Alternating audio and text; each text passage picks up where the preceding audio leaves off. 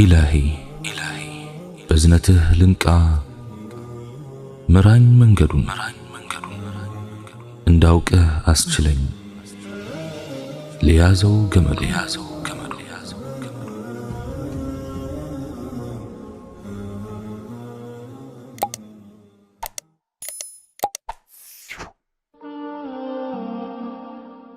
السلام عليكم ورحمة الله تعالى وبركاته ከሰሞኑ ለጥቂት ደቂቃዎች ያገኘሁት አንድ ሙስሊም ያልሆነ ሰው እናንተ ሙስሊሞች ግን ለምንድነው ሰው የምትጠየፉት? ብትጨብጡን ምን ችግር አለው አለኝ። ሰው ከመጠየፍ ሳይሆን የፈጣሪን ትዕዛዝ ከማክበር የመጣ መሆኑንና ዝሙትን ድንበር ላይ ደርሰን ነፍሳችንን ከመታገል ይልቅ እንዳንቀርበው ከሩቅ እየተከላከልን መሆኑን አስረዳሁት። በዛው ቅጽበት የአላህን እዝነትና የአፈጣጠራችንን ሁኔታ አይቶ ከጥፋት ለመታደግ የደነገጋቸውን ድንጋጌዎች እንዳስተነትን ሆንኩ። በአካል ለሚገናኙ ሰዎች የቅርበት መጀመሪያ መታየት ነው። አላህ ወንዱንም ሴትንም አይንን ካልተፈቀደ እይታ መከልከልንና ሴቷን መሸፈንን አዘዘ። ከነተሸፈነው ማንነቷ ጠረኗ ማርኮት ወደሷ እንዳይሳብ ሽቶ ተቀብታ መውጣትን ከለከለ። ጉዳይ ኑሯቸው ከመታየት አልፈው አብረው የሚሆኑ ከሆነ ሌላ ሰው በሌለበት ብቻቸውን እንዳይገለሉ አዘዘ። ወንድ ከጉዳያቸው ውጭ የሆነ ጾታዊ ፍላጎት እንዳይፈጠርበት ሴቷን ድምጿን እንዳታለሰልስ አዘዘ። አካል ለአካል እንዳይገናኙም አለመጨባበጣቸውን አዘዘ። በእነዚህ ትዕዛዛት ላይ የአስካሪ ነገሮች እርም መሆን ተጨምሮበት ሕጉን ያከበረ ሰው እንዴት ከዝሙት ይደርሳል? ጠባቂያችን አላህ ምስጋና ይድረሰው። እነዚህ ነገሮች በተናጠል ስናያቸው ለዝሙት ሩቅ ሊሆኑ ይችላሉ። ሰው ስለተጨባበጠ ምን ይፈጠራል የሚሉን አሉ። የአላህ ጥበበኛነት ለባሮቹ አዛኝነት ድንበሮችን ከሩቅ ነው ያሰመረልን። ድንበሮቹ ሲጣሱ ወደ ዝሙት የመቃረብ እድል ይጨምራል። ሴት ልጅ አካሏን ለወንድ ስታጋልጥ ሽቶ ተቀብታ እይታን ስትጠራ ያልተፈቀደ እይታ ሲደጋገም ከሰዎች ተገልሎ ሶስተኛን ሸይጣን ሲደረግ የድምጽ መለሳለስ ሲኖር የአካል መነካካት ሲመጣ ለዝሙት ተጋላጭነት ይጨምራል። እነዚህ ትዕዛዛት ሙስሊም ሆነም አልሆነ ዓሊምም ሆነ ተራ ሰው ትንሽም ወይም ብሉግ የደረሰ ሆነ ትልቅ ሁሉንም ይመለከታል። የሶሻል ሚዲያ ኑሯችንም ተመሳሳይ ነው። ድንበር አሳምረን ካልተጓዘን ዝሙት ይዘቱን ቀያይሮ አለና ማረፊያችን እሱ ወይም የልብ ስብራትን ማትረፍ ይሆናል። ፎቶ በፖስትን ቁጥር ለእይታ እንጋለጣለን። ኮሜንቶችን ባበዛንም ቁጥር እንዲሁ ኢንቦክስ ማውራት ላይ ከደረስን ከሰዎች እይታ የተሰተረ ቦታ ነውና ሶስተኛችን ሸይጣን መሆኑ አይቀሬ ነው። በአካል ሲሆን ሁሉን ያዳረሰው ድንበር እዚህ ሲሆን ኡስታዞችንና ታዋቂ ሰዎችን አይነጥልም።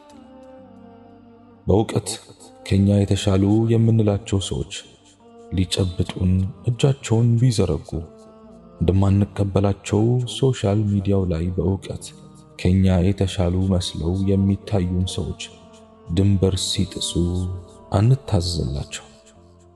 ድንበር መጣስ በአንድ ቀን አይመጣም። ዛሬ መልካም የመሰለ ነገ ሊለወጥ ይችላል። ሶስተኛችን ሸይጣን ነው ተብለንም አይደል?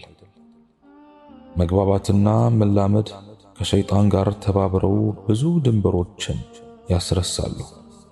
ጉዳታችንን የማይሻው ጌታችን ከወጥመድ መረቡ አርቆ ድንበሮችን አስምሮልናል። ወጥመዱ እንዳይዘን በቻልነው መጠን ከመረቡ መራቅ ተቀዳሚ መፍትሄ ነው።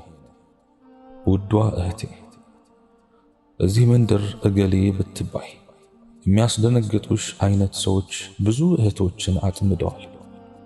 እገሌማ እንዲህ አያደርግም ብለሽ አታስቢ።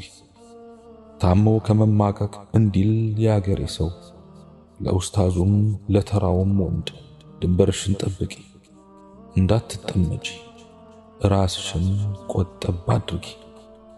እንዳትጠመጂ፣ በርሽን ደጋግመሽ አትክፈቺ፣ እንዳትጠመጂ። ወንድምነት ስም በየቀኑ የሚደረግ ቻትን አቁሚ፣ እንዳትጠመጂ። የድብርት ጊዜሽን ከሶሻል ሚዲያ የተሻለ የምታሳልፊበት ቦታ ፈልጊ፣ እንዳትጠመጂ። ላንቺነትሽ ክብር የማይመጥን ወሬ ከማንም ቢመጣ እንደማይመጥንሽ እወቂ፣ እንዳትጠመጂ። ጌታሽ ባሰመረው ድንበር ውስጥ ላንቺ ጥበቃ መኖሩን እወቂ፣ እንዳትጠመጂ። ትዳር የጌታሽን ድንበር በመጣስ የሚገኝ ጸጋ አለመሆኑን እወቂ። የወንድና ሴት መሳሳብ ተፈጥሯዊ ነው። አደምና ሐዋ ድሮም ነበሩ። እንዲፈላለጉ አድርጎ ነው አላህ ሱብሓነሁ ወተዓላ የፈጠራቸው። በስሜትም በመንፈስም በአካልም በኑሮም አንዳቸው የሌላኛው ማሟያ ናቸው። ሰው ብቻውን ጎዶሎ ነው። ሰው ብቻውን ይኖር ዘንድ መልካም አይደለም፣ ተፈጥሯዊም አይደለም።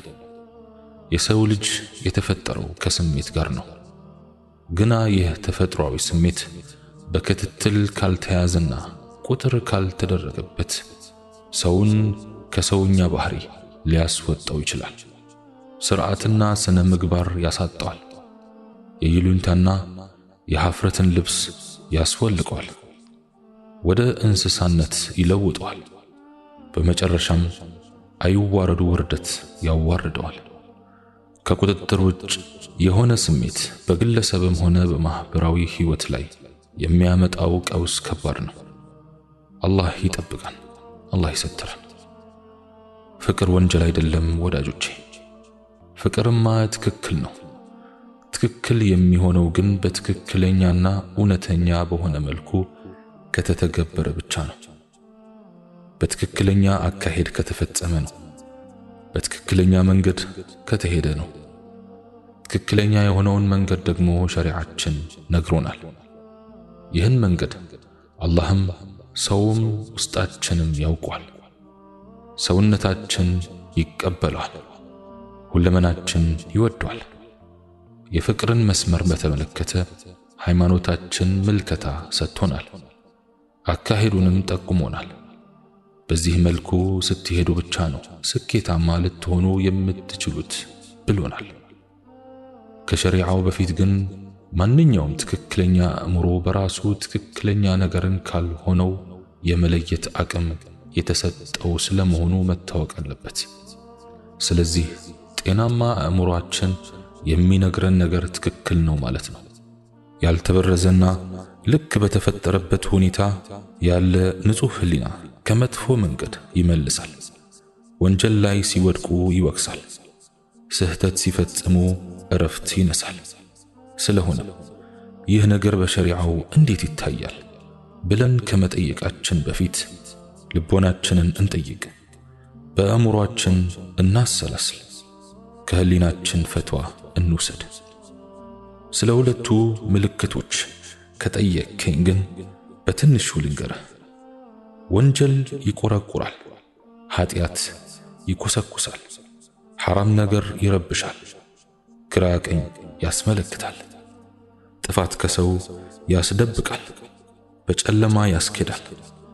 ጽድቅ ነገር ግን ልቦናን ያረጋጋል፣ ውስጥን ያረካል፣ ሰላምን ይሰጣል። በአላህ ስብሓንሁ ወተዓላ ያመነ አማኝ ከሆነበት ጊዜ ጀምሮ ልቦናው ብርሃን ነው። ሙእሚን አላህ በሰጠው ብርሃን ይመራል። ቆሻሻና ንጹህን ነገር ይለያል። አላህ ልባችንን ያበራው ዘንድ እንለምነው። እና ፍቅርም አይነት አለው እያልኳችሁ ነው። የውሸት ፍቅር አለ፣ እውነተኛ ፍቅርም ያለ ጥርጥር አለ። አብዛኛው የፍቅር ጥያቄ የሚቀርበው ከወንዶች በኩል ነውና ከወንድ አቅጣጫ ሆነን ወደ እንስቶች እናወራለን። ለእህቶችም መጠነኛ መረጃ እንሰጣለን። ከፍቅርም መካከል እንዲሁ ከመሬት ተነስቶ የሚያበር የሚያከንፋለ፣ የሚያንዘፈዝፍ የሚያንሰፈስፍ የሚያቀባዥር ፍቅር አለ። ከማይሆን ሰው ጋር የሚያጣብቅ የሚያፋቅር። ያ ፍቅር መነሻው በስራ በትምህርትም ሆነ በሌላ አጋጣሚ በተፈጠረ የዕለት ተዕለት ቀረቤታ የተነሳ ሊሆን ይችላል። ቅርርቡም ከፍ እያለ ሲሄድ መሳሳብ ይመጣል። ስህበትም መውጫ ከሌለው አጓጉል ፍቅር ላይ ይጥላል። ለምሳሌ በሃይማኖት ከማይገናኙት ሰው ጋር፣ አደገኛ ሱሰኛ ከሆነ ሰው ጋር፣ ከወንጀለኛ ሰው ጋር፣ በምግባረ ብልሹነቱ ከሚታወቅ ሰው ጋር። የዚህ አይነቱ ፍቅር አዋጭ አይደለም፣ አክሳሪ ነው። እስልምናም ህሊናም አይቀበለውም። እውነት ላይ አልተመሰረተምና አዎንታዊም አይደለምና ፍጻሜውም ያማረ አይሆንምና ወደ መጥፎ ሰው የሚመራውና የሚያመላክተው ፍቅር እንደ አደገኛ አውሬ ሊጠነቀቁት የሚገባው ነው። መድኃኒት አይደለም፣ መርዝ ነው። ፈውስ አይደለም፣ መከራ ነው። ሕይወት አይሆንም፣ ሞት ነው። ስለሆነም ሳይገቡበት ቶሎ መውጣት፣ ሳይቀጥሉት ቶሎ መቁረጥ፣ ሳይሄዱበት ቶሎ መንቃት ግድ ይላል። የውሸት ፍቅር ነውና። እውነተኛ ፍቅር እውር አይደለም። ማየት የተሳናቸውና የሚታወሩት አፍቃሪዎች ናቸው። በእውር ድንብር ተጉዘው ሆነ ብለውና ፈልገው ታውረው የፍቅርን ስም አጠለሹ። ነጭና መልካም የሆነውን ታሪኩን አበላሹ። እውነተኛ ፍቅር ያያል፣ የሚጠቅም የሚጎዳውን ያውቃል፣ ጥሩና መጥፎን ይለያል፣ የሚያተርፍ የሚያከስረውን ያሰላል። እውነተኛ ፍቅር ምክንያታዊ ነው፣ ዓላማና መርህ ያለው ነው። በደመ ነፍስ አይጓዝም፣ በአጉል ስሜት አይነዳም፣ አርቆ አስተዋይ ነው። አይኑ እያየ ከማይሆን ነገር ላይ አይወድቅም። ፍቅር ፍቅር ስለተባለ ብቻ ፍቅር አይሆንም። በፍቅር ስም የሚጠሩ ግና ፍቅር ያልሆኑ በርካታ ፍቅሮች አሉ። በስመ ፍቅር የተነሳ ብዙዎች ከያዙት ትክክለኛ መንገድ ወጥተዋል፣ ዓላማቸውን ስተዋል፣ ከመስመራቸው ተንሸራተዋል፣ እምነታቸውን ለውጠዋል። ሲጀምር ለአላህ ብለን እንጂ ለሰው ብለን የምንለውጠው ሃይማኖት መኖር የለበትም። እውነተኛ ፍቅር እውነት ነው፣ አዛኝ ነው፣ በጎ ነው፣ መልካም ነው፣ ቅን ነው፣ ግልጽ ነው፣ ፊት ለፊት ነው፣ ምስኪን ነው፣ ፍጹም በቅንነት የተሞላ ነው። እውነተኛ ፍቅር የጀርባ አጀንዳ የለውም፣ ድብቅ ሐሳብ፣ ዓላማና ፍላጎት የለውም። ቀልቡን አስቀምጦ በምላስ አያወራም። ውስጡና ውጪው ተመሳሳይ ነው፣ አይመስልም፣ አያስመስልም። እውነተኛ ፍቅር ቁም ነገረኛ ነው፣ ሐላልን አጥብቆ ፈላጊ ነው። ጊዜያዊ ጥቅምን አስቦ አይንቀሳቀስም። ወረት አያጠቃውም፣ ማግኘት አያርቀውም፣ ማጣት አያቀርበውም። ጥቅም አይለውጠውም። ያሰበውን ባገኘ ጊዜ የሚሸሽ የሚፈረጥጥ አይደለም። እውነተኛ ፍቅር ለሐላል ነዋሪ ነው፣ ለሐላል ተገዢ ነው፣ በሐላል ተብቃቂ ነው፣ ለሐላል ሟች ነው። እውነተኛ ፍቅር በሐራም አይደሰትም፣ ለሐራም አይስገበገብም፣ ሐራም አያሳድድም፣ በሐራም አይዝናናም፣ በሐራም አይረካም። እውነተኛ አፍቃሪ ለራሱም ይጠነቀቃል፣ ላንቺም ያስብልሻል። ለራሱ ስሜት ሲል ሕይወትሽን አያበላሽም። ከመንገድሽ አያሰናክልሽም፣ ከዓላማሽ አያስቀርሽም። በሐላል ካልሆነ አይቀርብሽም፣ ለሐላል ካልሆነ አያስቸግርሽም። ሲያወራ የምሩን ነው። ሆዱና ምላሱ ተመሳሳይ ነው። ሺህ ጊዜ አንድን ነገር ብትጠይቂው ሺህ ጊዜ መልሱ ተመሳሳይ ነው። እናም እህቴ ከውሸት አፍቃሪዎች ተጠንቀቂ። መሰሪ በስቷልና ንቁና ብቁ ሆነሽ ተገኘ። ውሸታሞች ምላሳቸው ቅቤ ነው፣ ውስጣቸው ግን ጩቤ ነው። ስለ ስሜታቸው እንጂ ስላንቺ ግድ የላቸው። እስኪያሳምኑሽና እስኪጥሉሽ እንቅልፍ የላቸው። ሰው ለሐራም እንዴት እንቅልፍ ያጣል በረቢ። ውሸታሞች በሰው የተመሰሉ ሸይጣኖች ናቸው፣ እልም ያሉ የሰው ሸይጣኖች። ሲበዛ ራስ ወዳድም ናቸው። ለራሳቸው ስጋ መርካት እንጂ ስለሌላው መርከስ አይገዳቸው። ቀድሞውኑ ተነጅሰዋልና ሌላውንም መነጀስ ነው ልማዳቸው።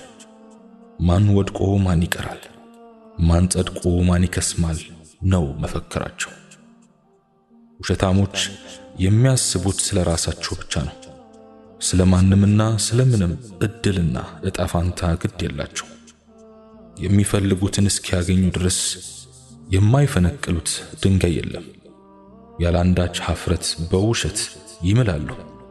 የሌላቸውን አለን ያልሆኑትን ነን ይላሉ።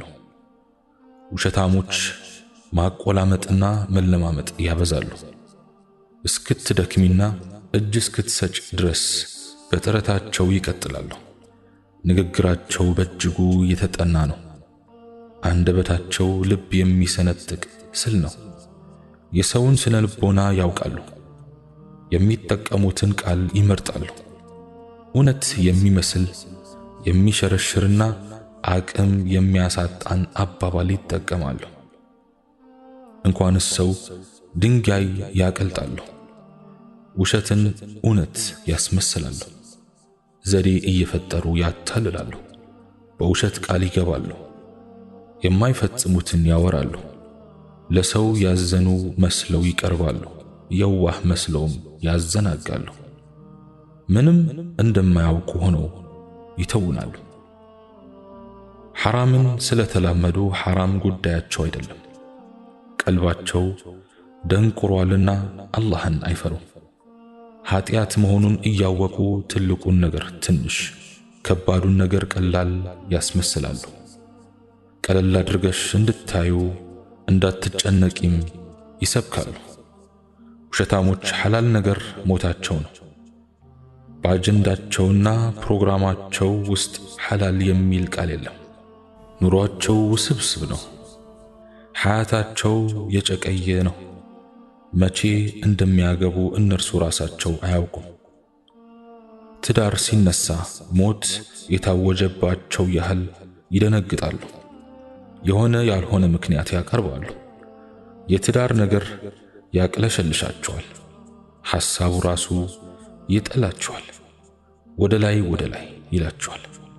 ወደደኝ፣ ለመነኝ፣ አባበለኝ፣ አደነቀኝ ብለሽ አትዘናጊ። ላንቺ ብሎ ሳይሆን ለራሱ አስቦ ነው። በወጥመዱ ጠልፎ ሊጥልሽ ነው። የፈለገውን እስኪያገኝ ብቻ ነው ማባበሉና ማሳዘኑ። ቢያሳዝንሽም አትመኙ፣ ቢጨቀጭቅሽም ጆሮም ልብም አትስጪው። አላህን ከምታስቆጪ እሱ ቢቆጣብሽ ይሻላል። አንቺ እኮ ማለት ለኔ ሃነሽ የመጀመሪያዬ ነሽ ሊልሽ ይችላል። በእጁ ካስገባሽና ያሰበውን ካደረገ በኋላ ሆነሽ ማለቱ አይቀርም። የዚህ ሁሉ ሩጫው ፍጻሜ እስከ አልጋ መሆኑን እወቂ። ከዚያ በኋላ ልጁ የለም፣ በሰፈርሽ ዝር አይልም። ዘመኑ እንዲህ ሆኗል።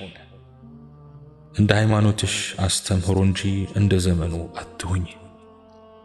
ውሸታም አፍቃሪ ትክክለኛ ልቡ አይገኝም። እውነተኛ ሕይወቱም እውነተኛ ማንነቱም አይታወቅም። ሲያደባና ሲያሴርልሽ ከኖረ በኋላ አድክሞ የጣለሽ ቀን በራሱ ብልሃትና ዘዴ ይደነቃል። ራሱንም እንደ ጀግና ያደንቃል። በውስጡ ይስቅብሻል፣ ከሌሎች ጋር ይሳለቅብሻል፣ በቁጭት ያነድሻል፣ ከጸጸትሽ እንዳትወጪ ያረግሻል። ያኔ ታዲያ ከብዙ ጅንጀና በኋላ የወደቅሽ ቀን ከወደቅሽበት ቀን አንስቶ እንደ ርካሽና ተራ ሰው ያይሻል። ቀኑና ሰዓቱን ይጽፍልሻል።